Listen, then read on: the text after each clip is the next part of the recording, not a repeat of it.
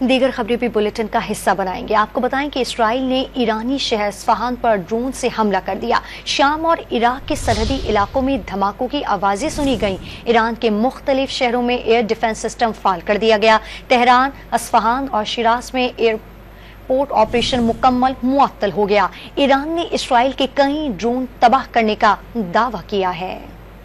اسرائیل نے ایران کے خلاف جوابی کارروائی کرتے ہوئے اصفہان شہر پر ڈرونز داغ دیے۔ حملے کے بعد ایران سمیت شام اور عراق کے سرحدی علاقوں میں دھماکوں کی آوازیں سنی گئیں۔ ایران نے اسرائیل کے کئی ڈرونز فضا میں ہی مار گرانے کا دعویٰ کیا ہے۔ حکام نے اسرائیل کی جانب سے میزائل حملے کی تردید کر دی۔ ساتھ یہ بھی واضح کر دیا کہ اسرائیلی حملے میں املاک کو کسی قسم کا کوئی نقصان نہیں پہنچا۔ اصفہان میں تمام نیوکلیئر تنصیبات محفوظ ہیں اور لوگ معمول کے مطابق زندگی گزار رہے ہیں۔ ایرانی ٹی وی نے اصفہان شہر کی تازہ ترین صورتحال بھی دکھا دی۔ دوسری جانب امریکی میڈیا نے دعویٰ کیا ہے کہ اسرائیل کی جانب سے کیے گئے میزائل حملے ایران کے شہر اصفہان کے فوجی اڈے پر لگے۔ تاہم امریکی میڈیا نے اس حوالے سے کسی نقصان کا دعویٰ نہیں کیا۔ رپورٹ کے مطابق حملے کے بعد ایران کے مختلف شہروں میں ایئر ڈیفنس سسٹم فعال کر دیا گیا، جبکہ تہران، اصفہان اور شیراز میں ایئرپورٹ آپریشن معطل ہو گیا۔